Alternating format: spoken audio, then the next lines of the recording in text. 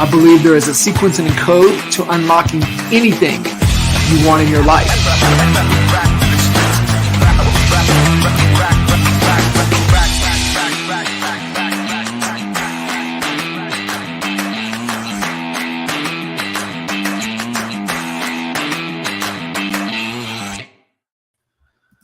What's up?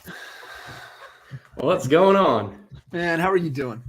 I'm so good, man. How are you? Everything good over there? Things good, man. A little chilly here today for us, especially I hear you. Not used to extreme cold weather. So Right. Yeah, always kind of cringe when it gets, in the 30s or start dipping a little below. I'm ready for it to warm back up, man. I can't wait for the summer weather, at least spring, get us into the warmer stuff. I think for me, man, the biggest thing is the time change. And it just jacks with me, right? I love to go sometimes in, early evening sunset runs. I mean, sunsets at 5:30. So it's like, makes it tough. That's right. So, man, welcome, man. I really appreciate you making the time, jumping in here to hang out and chat a little bit here on the podcast. And, it was interesting, right? I mean, it was shareholders, and we're all bouncing around like a bunch of little kids all over Disney, Universal. We're bouncing everywhere with kind of the big event with EXP, and I don't know how we all ended up on the same bus. And do you want me to tell you a story? Yeah, tell the story. Okay. So it's funny because I had a group of people who I was going to go to Universal with. Okay. And we said, okay, we're going to meet in the lobby because they all had us go into shuttles, right? So they loaded us onto these shuttles to go from the hotel, from the convention to Universal. And so I'm sitting there waiting for my friends and I don't see them. And so I'm waiting probably an hour. I'm texting them. I called them. They didn't answer. And I thought, man, this is so strange. Like we were supposed to meet here. So I'm like kind of in line, but then stepping out of line and like just waiting for my friends to show up. Well, it gets to the point where they're like, all right, this is the last shuttle. This is the last call. And so I'm like, okay, I'm just going to step in line. So there's this girl who starts running down towards the line from the area where the rooms were. And she gets in line and she was third to last, right? A guy goes right in front of her. And then I step in right behind the guy. I was the last person in line to go to Universal. I'm like, look, I'm just going to go by myself. Like if I don't know where my friends are, whatever. And so we get on the shuttle and she sits down and the only open seat was right next to her. So I sit down next to her and I was just like, hey, where are you from? What area are you in? And she told me she was from Cleveland and whatnot. And she looked at me, she was like, where's your group? And I was like, I have no idea. I was like, where's your group? And she said, well, I realized that I probably wanted to wear tennis shoes because it's Universal. So I ran back up to my room, got some tennis shoes, switched my shoes, ran back. She said, when I came back, my friends had already gone. And so I'm going to meet them up, when we get there. And I said, well, that's cool. And she was like, well, if you're not going to Universal with anyone, she was like, why don't you join our group? Because Universal alone would be super boring, right? Like that'd be ridiculous. I was like, okay, cool. So I get there. It's Andrea from Cleveland who is with Albie Stasic. Yeah. And her group was you guys. And so I thought, well, this is very interesting. At that point, I hadn't met Jay. I hadn't met you. I hadn't met Albie. And so this group of people, I was like, well, dang. So she kind of invited me in. So now the running joke with Andrea is that she's kind of changed my business world a little bit. I was like, I owe you everything just for being in that line. Oh, that's so good. And then all I remember is coming back. And then, of course, we were all feeling pretty good. Oh yeah. And all of a sudden, I hear this dude in the back singing. I'm like, what the hell is going on here? This is great. And we end up back at the bar, and I don't know. And I would love for you to kind of share this because I think a lot of people can learn from this lesson. Putting yourself out there, networking, connecting. Yeah, just kind of the fun and what we were doing throughout Universal, but then getting back. And as we're sitting there and all of a sudden, you just come over and start up a conversation, and we went deep. And so I think a lot of people hesitate to put themselves out there and make those connections. But for you, I mean, how important is that for you? But then also, where does that courage, if you will, to come Sure. up and just start up a conversation and really, start diving deep, asking a bunch of questions. Where does that Yeah. really come from? I think honestly, that's such a huge thing, not just in real estate, but in life, to kind of put yourself in a position where you can network, where you can meet new people. And every relationship isn't going to have a huge impact. Some relationships or some situations may just be a quick thing or something that's not super deep. Right. But I've kind of changed my perspective, especially since I've gotten into real estate. I've realized that the connections that I make and the people that I meet are going to be one of the biggest things in my business. And that doesn't matter, if you're a coach, it doesn't matter if you're in production and you're trying to get more deals. I literally went down to the very smallest portion of I am no longer going to go through drive-throughs when I order my coffee. And so I will literally park, even if I'm late, I'll park and I'll walk inside because of the off chance that I can just say hello to someone. I mean, I've had people ask me where I work and then I can strike up a real estate conversation. And you know what? 9 times out of 10, you may not have that conversation that turns into anything, but there is that, like, I can connect with people face to face. I can ask how their day is. I can ask what their name is standing in line. I can tell them I'm in real estate. I can give them my business card, whatever it is. There's so many opportunities that we miss out on, even the tiny ones, like, hey man, let me not go through the drive-through and only see the person at the window. Let me stand in line and talk to the barista and talk to the people around me and make a joke with a guy. You never know what's going to happen with any of those connections, right? And so I've applied that on a larger scale. And, that's one of the big reasons why I go to events and conferences, right? I mean, the training is so good, but I feel like the networking, the people that you meet, the stories that you hear, not only the way that people can partner with you and support you, but the fact that you may have something in your life that you can share with them to strengthen them, to help them grow. It can really turn into a partnership, and you never know where you're going to meet this next person, where you're going to connect with these folks. And so, with the whole joke about the Andrea story in line at Universal, the reason why I told you she was third to last in line and there was a guy in between me and her is while we were standing there waiting in line, he kind of struck up a conversation and said, hey, what's your name? Just trying to get to know her. Sure. And it was a very quick conversation. And then it just stopped and he didn't continue on with the conversation. And he just kind of stood there for the rest of the time. He walked into the bus and there was a seat next to her when she sat down and there was another seat in the back. And he kind of looked at that seat and then he looked at the seat in the back and he took the seat in the back. And we've kind of joked about it that, like, the fact that he decided maybe not to sit down next to her and continue that conversation could have been a game-changing thing for his career had he been connected with, say he met Jay Kinder or John Kitchens or, whoever else at Universal that was in her group.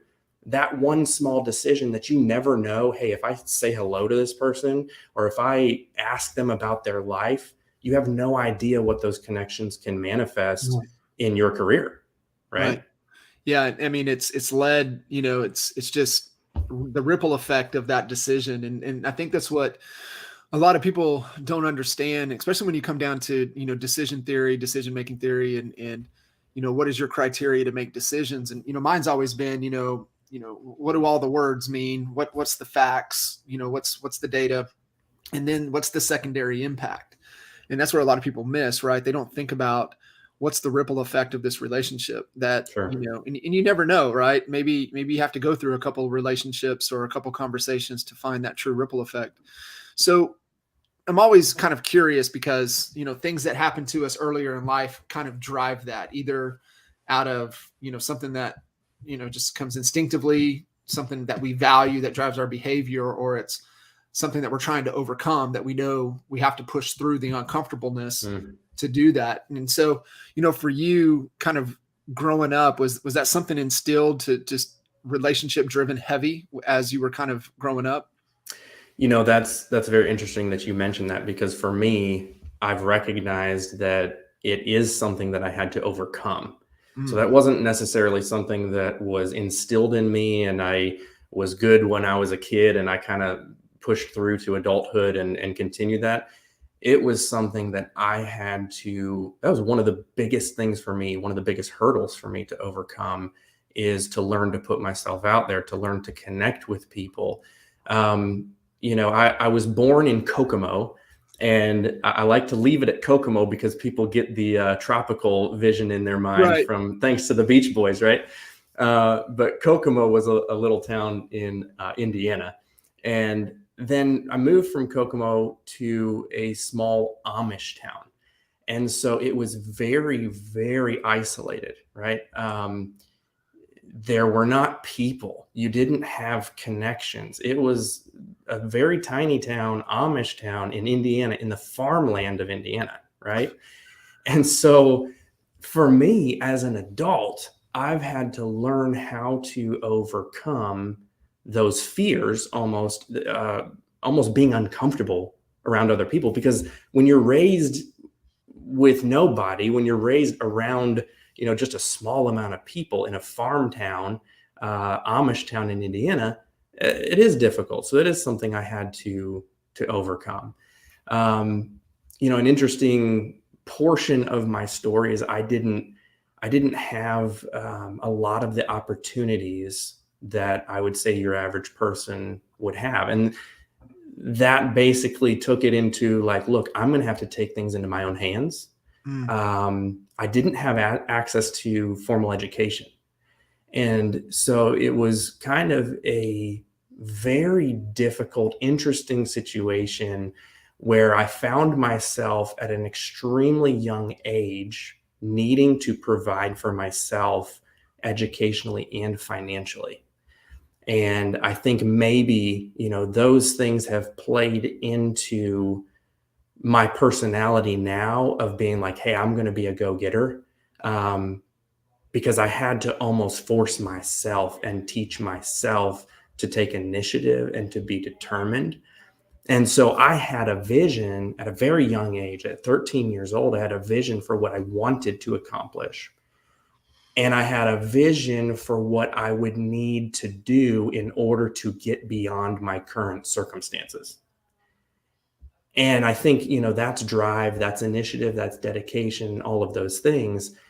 But when I look back now and I'm in a business world, whether you're in real estate or whatever business you're in, doesn't that sound kind of familiar to where we all are? We all have a vision for where we want to go, where we have mm, goals. Maybe we have a 10-year target, a 3-year target, a 1-year target.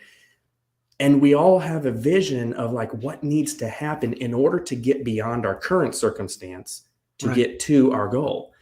And so for me, I didn't realize it as a 13-year-old kid, but this is what I was doing. And I still obviously apply this to business. What I was saying at 13 is, and not exactly in these terms, but hey, where do I want to be when I'm 23? Where do I want to be in 10 years? Not for my business, but for my life, right? And then what do I need to do by the time I'm, say, 16 in order to be on track to still hit what I'm going to hit when I'm 23? So you see where this is going. It's like I almost had a 10-year target as a 13-year-old, and I didn't even really realize it. Right. And then I was saying, okay, what do I need to do in 3 years to hit that 10-year target? And then where do I need to be next year when I turn 14 in order to be on track to hit my targets at 16?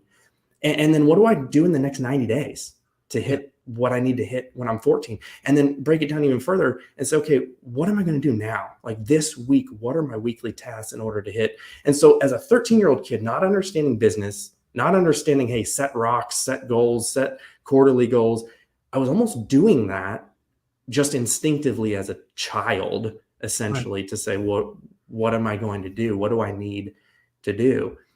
And so I have a very interesting story. Basically, when I was 13, I realized, okay, what I need to do right now, one of my quote rocks or one of my quarterly goals in the next 90 days, if I have to take charge of my education and my finances, I need to make $250 as quickly as I can. And I need to apply that towards curriculum and education to further myself. Because if I want to get where I want to go when I'm 23, I have to have a certain amount of education, right? And so, are you familiar with Dean Smith, the old Tar Heels coach, Michael Jordan's college coach? Yeah.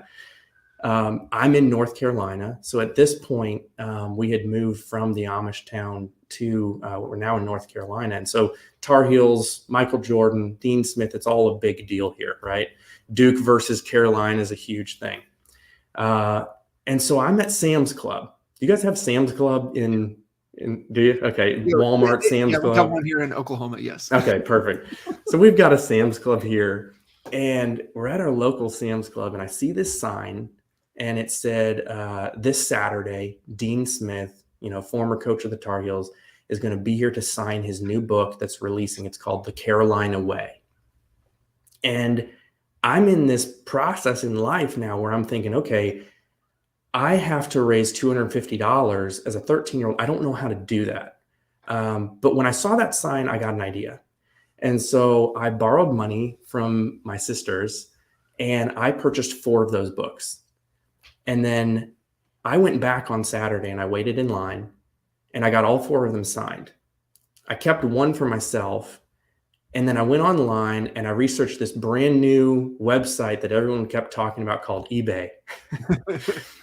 And I created an account as a 13-year-old kid. I borrowed someone with a camera, because back then you didn't have a camera on your phone, right? It was like, you have to have a real camera. Yeah. Or I borrowed flip cams or something. Exactly. Something. So I borrowed a camera. I took a picture. I learned how to, upload it to your computer. And I mean, back then it was this whole process, right? Wrote a description, put it on there. Well, I made $150 selling 3 of those books profit. And so I thought, okay, I've only got $100 left to go, right? What else can I buy and resell? And so it's a long process. I started walking to garage sales on weekends, going to different, things where I could purchase used items, resell them for profit. And I made my $250 very quickly, right? With just a few sales. And so I ended up creating, as a teenager, one of the first online arbitrage businesses, buying and selling products. And it ended up going through a nationwide network that I created, to the point where by the time I was 17, I was generating 6 figures with what I was learning and selling online, right? Gangster. Yeah. So it ended up being this thing where it provided for me, as far as, my residence, where I lived as a teenager, paid for my place. It paid for my education. And it really launched a quote sales career, because I ended up going into sales as an 18-year-old. My first formal sales job was with General Electric. And by the time I finished my first year with the company, I was named the top sales agent worldwide, because I just had so much drive and initiative, and I just gave everything that I had to what I was doing, right? And so that's kind of the, you ask about, hey, where did you learn that? Yeah. I think sometimes we just have experiences where we can either sink or we can swim. And we're either going to be like, you know what, this is way too difficult. I'm going to give up because I can't overcome this. Or we can look at the goal and say, yeah, that goal, that 10-year goal is overwhelming. But what if we broke it down into more manageable bite-sized chunks to where, hey, what do I need to do today? All right, I need to make $250 in the next 90 days. Let me figure out a way to do it. Right. Yeah. Phil, so at such a young age, and most of us at that age, we have lifelines that we latch onto, and we kind of go through that season, of our lives. From a lot of folks can get to, maybe in their early 20s before they have to transition to that next season. You were 13, I was right at the 18, time frame, and so what for you, because right, choice is impossible without awareness. Hmm. And then you look at, okay, what frameworks do you have to model after to know that you have to increase your, your intelligence, your education, your capabilities? Like, what was an awareness piece for you? And then when you knew you had to make a choice and then ultimately make a decision, like what frameworks did you know you have to model after? And the reason that this is important to kind of talk through, because no matter where we're at in our life, right, we just sometimes we have blind spots, but then there's an awareness. And then Mm-hmm. once we have an awareness, we have a choice. It's like, okay, we can keep doing this, or what are the other paths? And then making the decision to model after frameworks, to help us achieve what we're wanting to achieve. So I would love for you to kind of share, because it's such an impactful story, and kind of everything that you had to go through, and we just, obviously we don't have time to get into more details on this, but I would love for just the overarching to where was the awareness? You had to make a choice. What did you model after? What was the inspiration to help you, kind of progress through that, from 13 to 18, 19 timeframe? Yeah, I mean, it's one of those things where I think my personality definitely did help. I am an achiever. I'm one of those people who it's like, man, I don't care what I do. I want to be the best at it. Yeah. And so that personality was definitely there even at 13, even as a teenager. But I guess the drive and the determination to be something greater, right? Like to be better than I was, to constantly improve myself, even if it was a tiny baby step, right? I think we can get so overwhelmed with the goal. We can get so overwhelmed with the end result of success that we ignore the tiny habits that get us to that goal and get us to that success. And in our team meeting here at the brokerage yesterday, actually, one of our agents brought up a quote that said something about you're either incrementally improving or you're incrementally declining. And it's one of those things where, if you can show me your habits, if you can show me your task list, if you can show me your calendar, we can tell you if you're incrementally improving or incrementally declining based on those tiny steps, those tiny events. And I think as a whole, the results of success are widely visible, but the process of success is mostly invisible, right? And the process of success is really what wins the day. Right. And you're not going to hear a story headline online, man eats a salad for lunch, because that's not sexy. You're going to hear the headline result. Once the result happens, you're going to hear man loses 100 pounds, right? But you're not going to hear, hey, man goes to the gym and walks 20 minutes for the first time on the treadmill. Right. And that can be said in real estate too. You look at 99 out of 100 real estate agents' social medias. More than likely, you're going to see just listed, under contract. Here's what I did. This, you're going to see the result. You're not necessarily always going to see, hey, I just made 40 dials, and it was hard, but I just did 40 dials before lunch today. And so for me, kind of as a kid, I think having that hyper focus on daily steps, habits, activities, breaking it up into manageable chunks. If I were to look at it and say, man, you're going to have to provide for yourself financially. You're going to have to provide for yourself educationally with no support. And you're going to have to go through school. If I were just to look at that, John, man, I would have just been like, I'm way too overwhelmed. I'm just a kid. There's nothing I can do. But if I were to break it up and say, you know what? Let's take care of 8th grade. Let's take care of 8th grade. And then, we'll worry about 9th grade once 9th grade gets there. But, I went to the University of North Carolina, Greensboro, for college, and went to the admissions board, and I had to beg the admissions board to let me in, because my transcripts, it was an Excel spreadsheet. And they kind of look at me, they're like, well, this is an Excel spreadsheet, right? Like, we don't know that you actually got these grades because you graded yourself, right? And I said, well, yeah, I mean, absolutely. But I begged them, I said, give me one semester and I'll prove to you that I belong here, right? And I think I did have quite a big amount of fear of failing, because I think because of my childhood, I felt like I wasn't good enough. There's a fear of not being enough, and that was definitely my fear. I was afraid that I wouldn't amount to enough. I was afraid that I wasn't smart enough. I was afraid that I couldn't measure up to the other kids, right? And I felt like I was at a disadvantage, essentially.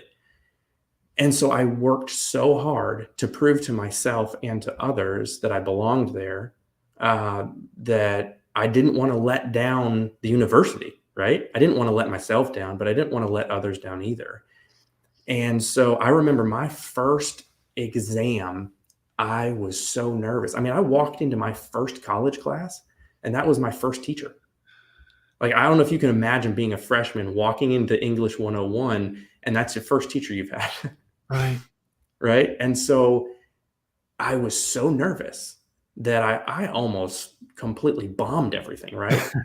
And I realized after that exam, I was like, okay, I have to work as hard as I possibly can, because I'm going to be the best that I can be. I graduated valedictorian, right? I just busted it. Like, I did everything that I could. I developed study strategies, note-taking strategies, flashcard strategies, to where I learned the art of how to study.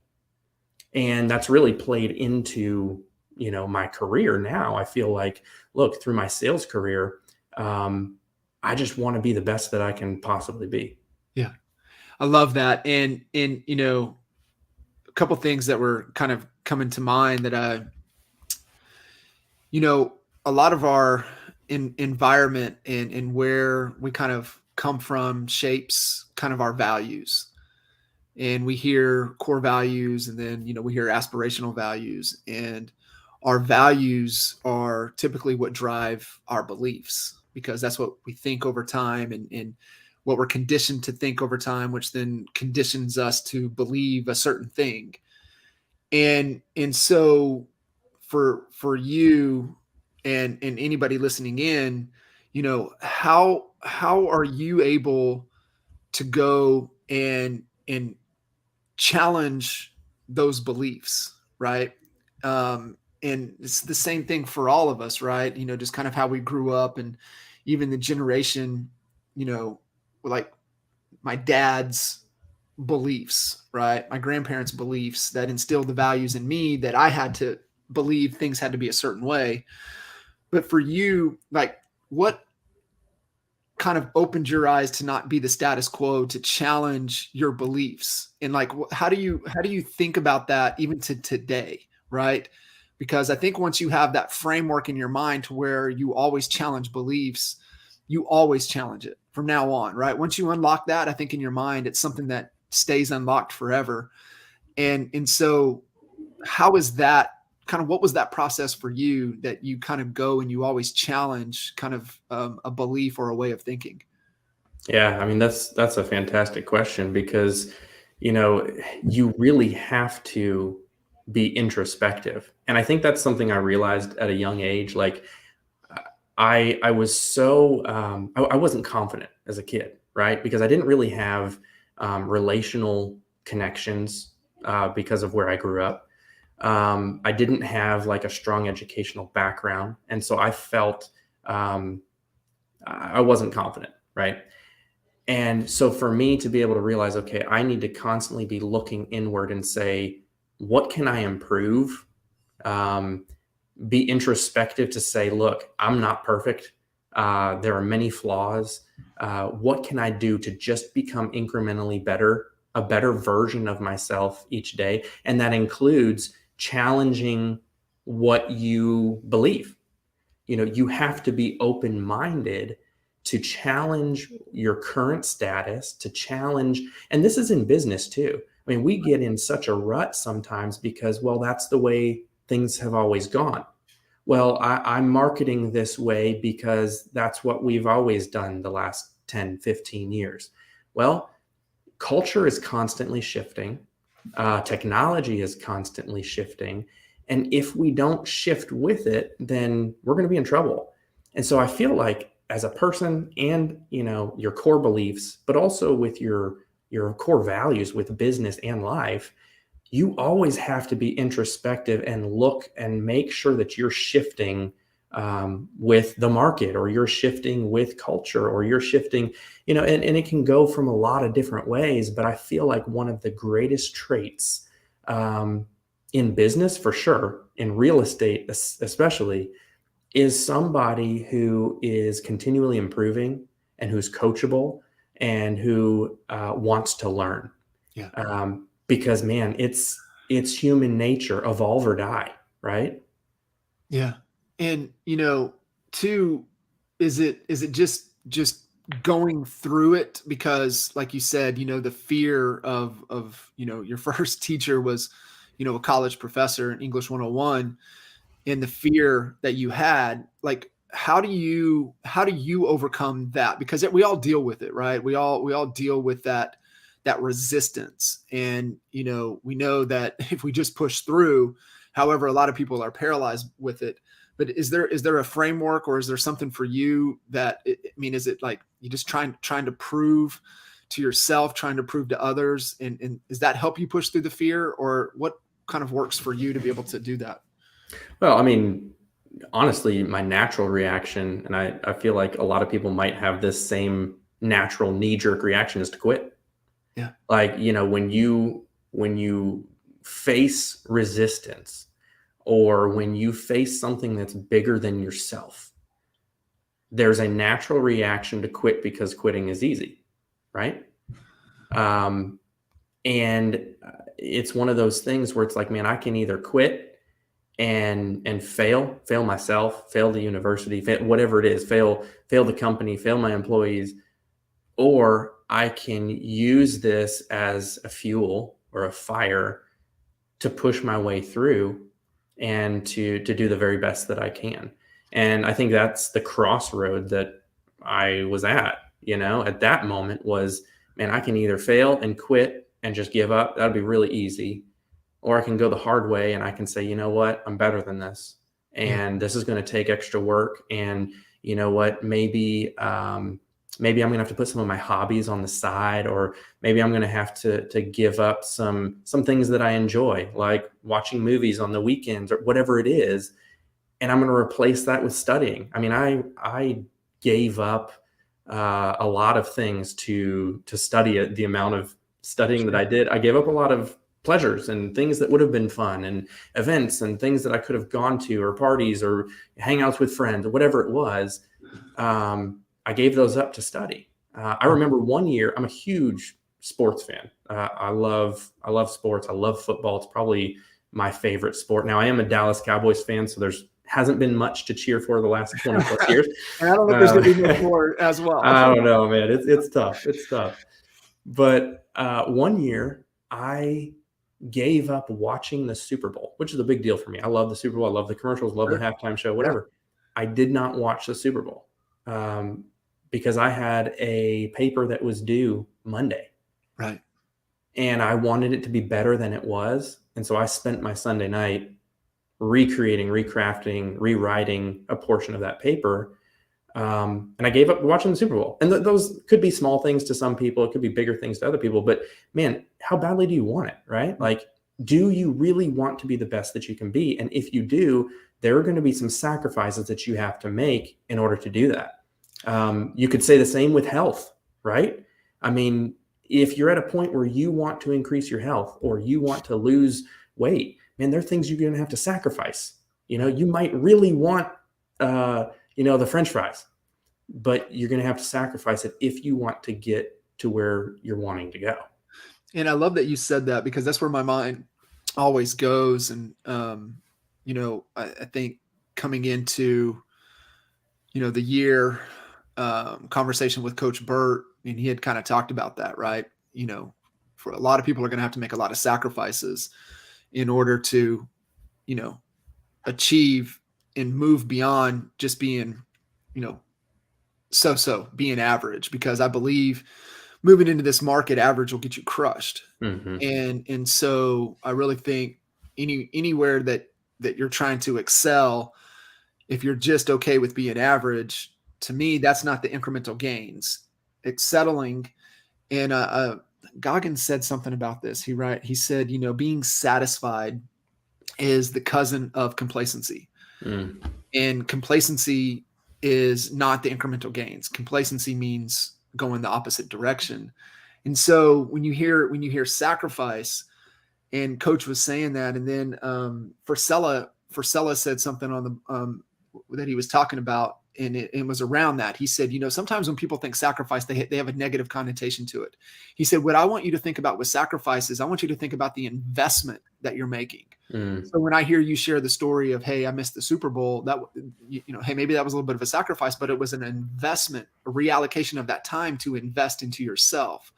And I think that's where a lot of people need to understand that it's not a negative thing that we're making the sacrifice. It's that I'm reallocating this time to invest into what is important to me so I can have those incremental gains. And so the thing there that I kind of want to hear from your perspective, because you broke it down earlier, and I want to kind of reiterate this. You, instead of focusing on the big picture, where you want to be in 23, where you want to be at 16, you really broke it down to, okay, what do I need to do today? What is within my control today that I need to do? And, Jay and I were talking about this earlier this week, and he had talked, going skydiving. He'd never been skydiving before, fearful as shit for it, right? Like I would be too. And so we got to talking about it, and he was like, and I finally got it out of him. He could have been sitting there waiting to get on the airplane, knew that he couldn't turn back. I mean, he could have walked out to the left, but he knew he was going to go through with it. And the fear and the anxiety was creeping in. And what we got to talking about was he just started to focus on what was within his control, right? He started to focus on his breathing. He started to go through and visualize in his mind the process, everything that he has to go through, what he needs to pay attention to, how he needs to, all of the thing that they taught him to do.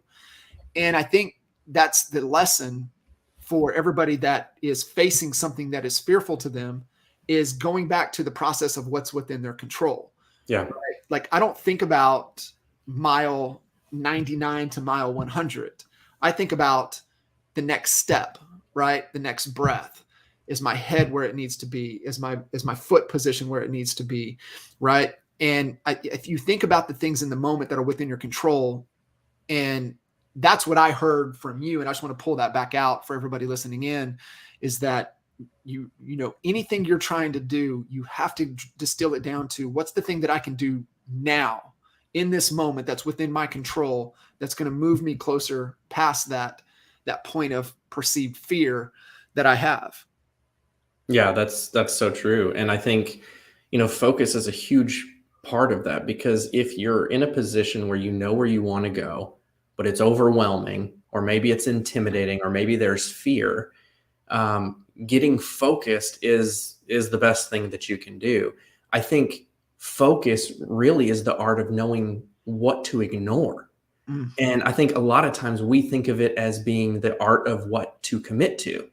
And sometimes it's just as much the art of what we determine we have to ignore as the other way around. It's what you say no to. It's what you say, you know what, I'm not going to dwell on that. Because Jay could have focused on his fear, right? I could have focused on the fact that I had a huge mountain to overcome as a 13-year-old if I wanted to graduate college by the time I was 23. But you can't focus on those things. So you learn the art of what to ignore. Okay, I'm going to ignore those fears. I'm going to ignore these irrational thoughts. And I'm going to put my focus on what's important, the next step, one foot in front of the other. And so in a business sense, in a business world, If you say no to lower leveraged activities, then you have the space to say yes to higher value activities, right? And so I think it's just a shift of mindset of thinking, man, focus isn't just determining what I'm going to commit to. Focus is learning what to ignore. Mm. I love that. And sometimes, like you said, often the time it's easier to focus on that because because we typically know more so what we don't want. Yeah. And sometimes it's hard for people to get clear on what they do want. And that's a great starting point. It's a great point, is like, I don't want this. I don't like this. And so it's easier to make sure we're moving away from that. That's the whole pleasure and pain. For you, Phil, and maybe it's changed over time. What's the driving force? Like what in the back of your mind that keeps you going, even on the moments and the days you don't want to keep going? Like what is that for you? Yeah, I mean, it goes back to my personality of being an achiever and wanting to be the very best at whatever I do. And it's just the best version of myself. If I know that I can do better, I'm going to push to do better.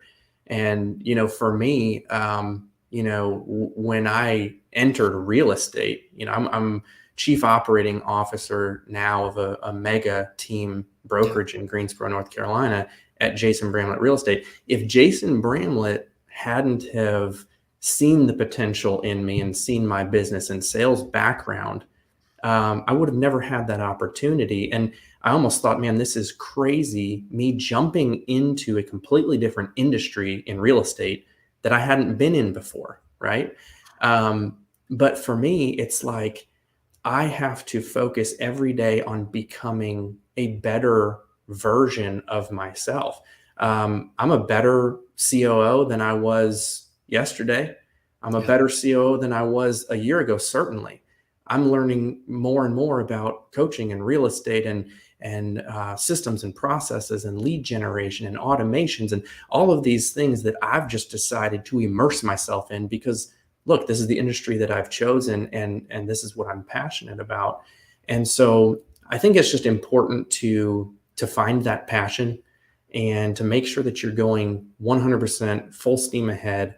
If it's what you want, man, go for it, push. And for me, it's interesting because I always wondered, okay, why did I go through what I went through? Like it was more of a negative thing than a positive thing, but you can shift your focus also from negative to positive to say, you know what, that made me who I was. That instilled, different things inside of me, a work ethic inside of me, a drive to get things done, to be a go-getter. John, when I joined this firm as chief operating officer, I didn't need to get my real estate license because I wasn't going to actively sell homes, right? I was just going to run the business from a business perspective. And I decided, you know what, I think it'd be smart for me to get my license because I want to understand everything I can about real estate, whether I decide to go in production later in life or not. But when I entered that classroom, I kind of got PTSD. North Carolina is one of the top 3 most difficult states to pass in America for your real estate license. It is a challenge. And so it's a challenge, right? 31% of people pass the class exam, and 27% of that 31 pass the state exam to get licensed. And so for me, what I did is I said, okay, you know what? I'm going to apply all of my experience and knowledge that I learned in college on how to take notes the correct way, on how to create the appropriate flashcards for memorization, all of these different study hacks and materials. I'm going to apply this towards the real estate exam. And I got a 96, right, on my first try, absolutely crushed the thing. And I was like, man, this is, that wasn't that bad, right? And so then I created a flashcard system and a system to help agents pass the exam, because obviously that's a big need, especially in our state. And so I tested it out with 10 different people coming in. And I said, I'm going to give you these study materials, these flashcards and the study materials. only study them and do not read one page of the textbook. And they kind of look at me like I'm crazy. And I said, look, if you don't pass, I'll pay for your Right. class. I don't care. I just want to try this out. Right.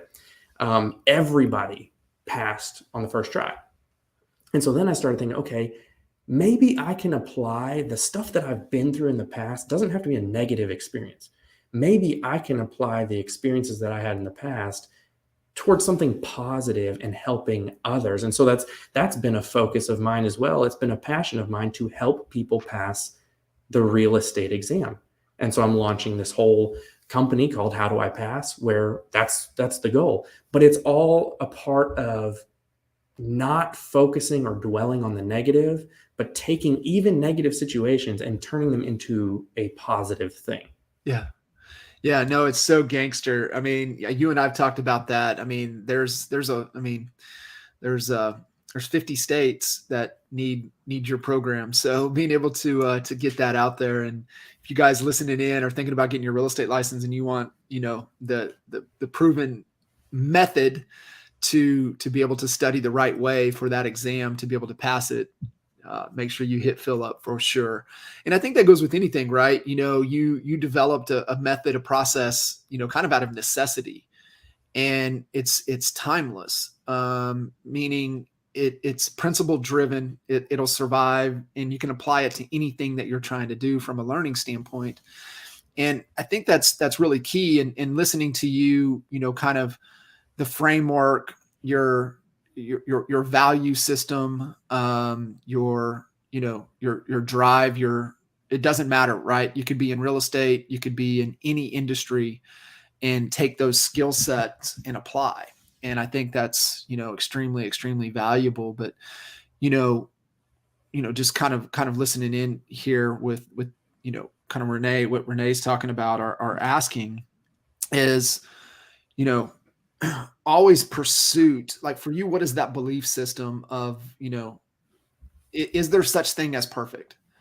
And how do you maintain that drive and that energy and that push to know either it can be perfect or it can't, or if it can't, how do you drive with that? How does that work? Yeah, I think that's such a difficult thing. And it was something I had to overcome because I am a perfectionist.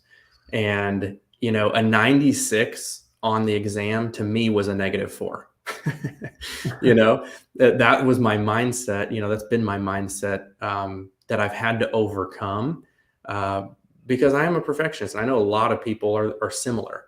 But when I understood that, one step is incremental progress and it's better than I was yesterday, man, I may have wanted to take a giant step today. And maybe I only took a small step, or I didn't go backwards. Yeah. Understanding that is a positive thing is so important. And this may be more on the practical side, but for our business, we run the EOS system as well, where we have a 10-year target. So we have that main big goal. We have a 3-year target that is going to get us to that 10-year target to make sure we're on track. We have a 1-year target that's going to make sure we're on track to get to the 3-year target. And then, of course, we break up quarterly goals. What can we do in the next 90 days that's going to hit our 1-year target that we've set, right? And then personally, what I do, and this goes back to your question about, breaking things up into manageable bite-sized things, and it plays into the whole perfection question as well, is when I have my quarterly goals set, you know what? Sometimes I'm not going to hit it. Yeah. But then you have to refocus, reshift, and say, okay, I missed the mark by this much. What can I do in quarter 2 to hit my goal so that I'm still on track? Are there different things that I need to change? It's a constant battle of just reassessing, refocusing, reshifting to where you need to be. And it's funny, in 4 days, John, January 16th is the day on average that a majority of New Year's resolutions are failed. Yes. So in 4 days, a majority of them will be kicked to the curb. Right. And so I feel like, this is appropriate this time of year to say, you know what, you set a goal. If you miss your mark, don't stop. Don't just kick it to the curb. Don't say, you know what, I failed.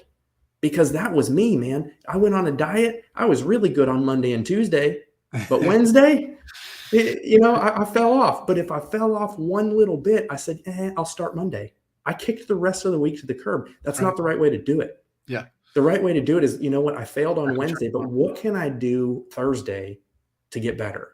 That's it. And so for me, I take those quarterly goals, and I already told you, I split them up into this week. So I have a brain dump, which is my master list of tasks, which is huge, right? I only break it up in two categories. I break it up into personal and business. That it falls in personal or it falls in business. There is no other category, right, for my brain dump. But I only look at that brain dump on Sunday nights. I never look at it again, because if you have a task list or a to-do list that is overwhelmingly long, you will get so overwhelmed that you won't even add things to it anymore because you don't want to open it up. You don't want to look at it. Paralyzer. So I take the things that have to happen this week, and on Sunday night, I move them to a separate list that is this week. So that my to-do list that I'm working from every single day is only my weekly list. That's only this long. That's very manageable. That doesn't overwhelm me. And then, of course, the night before I go into the office, I pick only 3 things from that list. If I could only do 3 things tomorrow, if I ended my day and I only did 3 things, what are the 3 things that have to be done? All right. If I hit all 3, I'll add another one. If I don't hit all 3 and I'm not perfect, John, well, then I'm moving that item to tomorrow and I'm creating a new list of 3. But you have to be able to shift even when you're not perfect. Yeah, it is. It's a great process, right? And distilling it down, because there's a whole bunch of things we could do, and it's really distilling down what will we do, and then even more importantly, what will we do today?